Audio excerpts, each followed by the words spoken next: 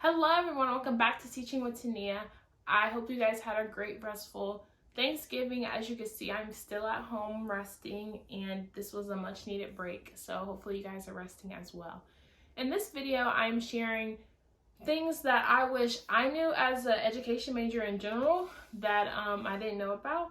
And I wanted to share them all with you guys to hopefully video will be able to help you plan ahead as you think about becoming an early childhood education major or education major in general. I hope this video is beneficial for you. So let's get right into it.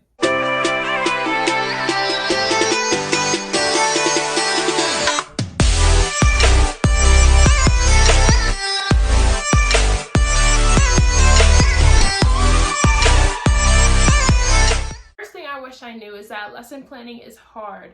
For some reason, from the student perspective, I thought that the teacher, they just come in and boom, teach a lesson and boom, they're good. Like that's all they do.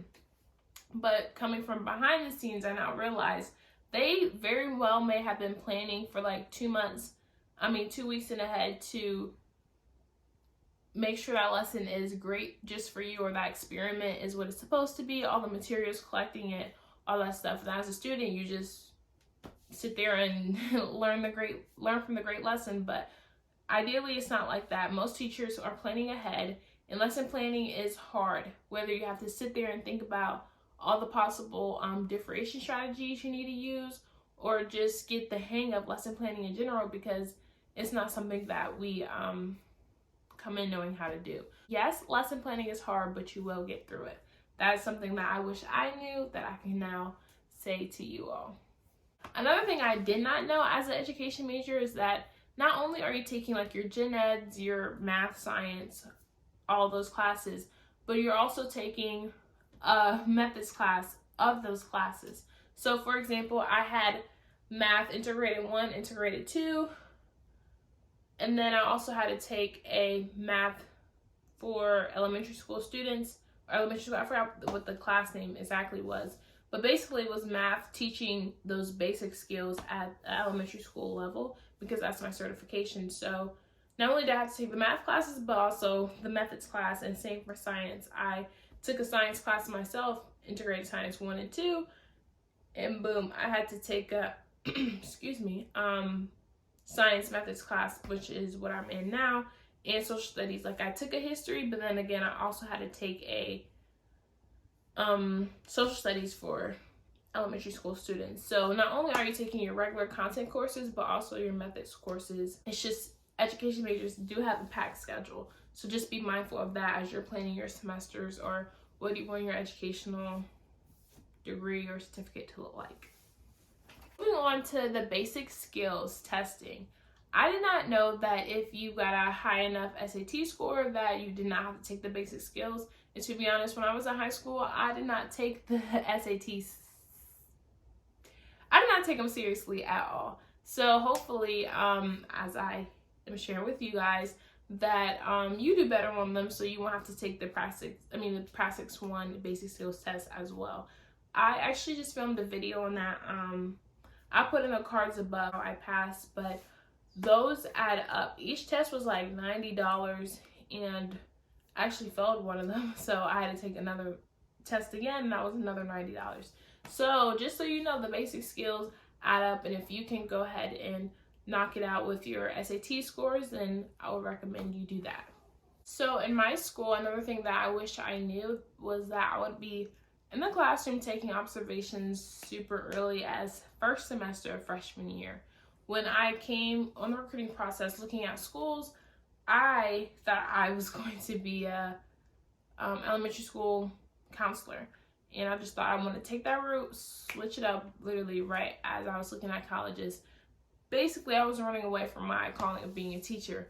But anyways, I didn't realize that we would be in the classroom so early, but the more experience, the better. At my school, they gradually work you up to student teaching. So like you're doing observations, extending the hours, more observation hours, and then internships 1, 2, 3, and then in practicum is what I am in now, and then I student teach next semester. So I feel well prepared for student teaching. I just didn't know that I would be in the classroom so early, which I'm thankful now. I just wish I knew, because then you have to plan your schedule around if you have a car on campus, gas, all of that, and with your cooperating teacher, you just have to plan that out. Speaking of scheduling, as you look at the education classes that you have to take in order to get your degree, once you may need to factor in when are you going to practicum, when are you going to internship, when are you going to all these classroom field experiences, because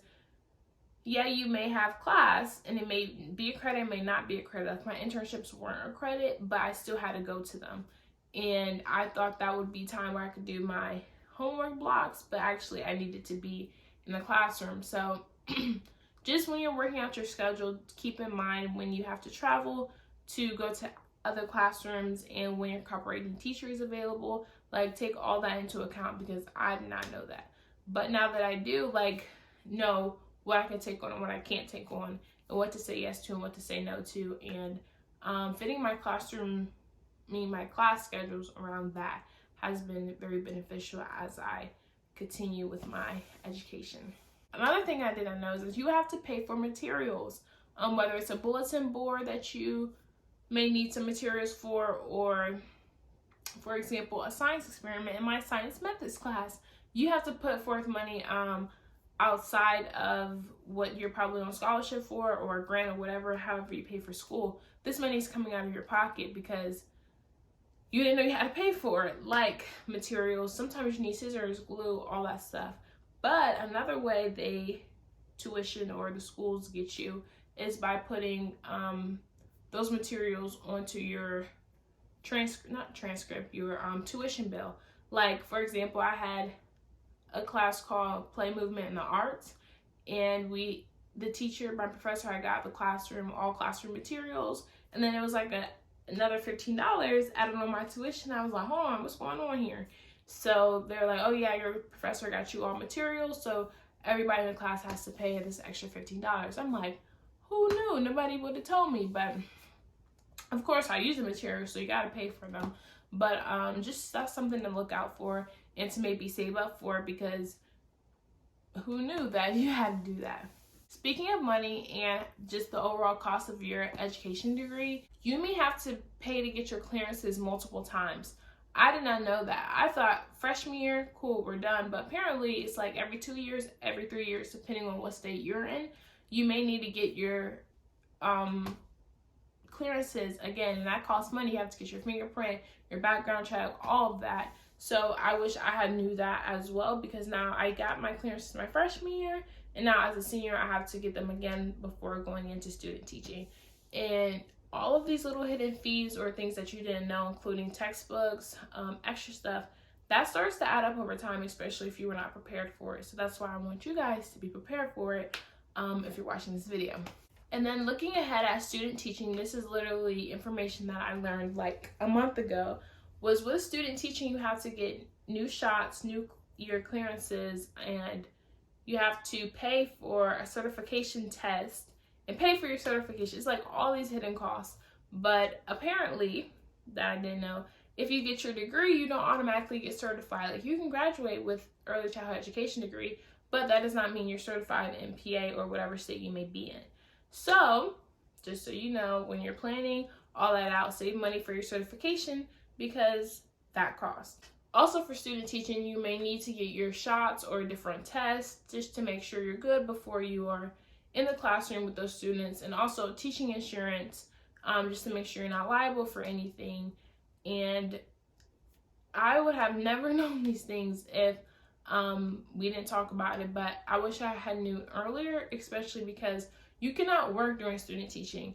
Some people, my other classmates, had a problem with this, because if you live off campus and you have groceries or apartment bills that need to be paid and you cannot work during student teaching, like, that's a problem.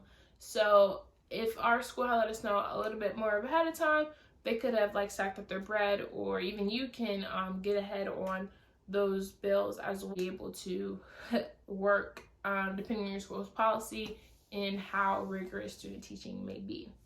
Last but not least, I wanted to warn you guys about the Praxis 2. Not only do you have to take Praxis 1, but Praxis 2 in order to get your certification. I did not know that. I thought you take Praxis 1, boom, you're done. No, you have to take 1 and 2, and they're totally 2 different tests. And I have not taken the practice 2 yet, but I'll definitely let you guys know how that goes.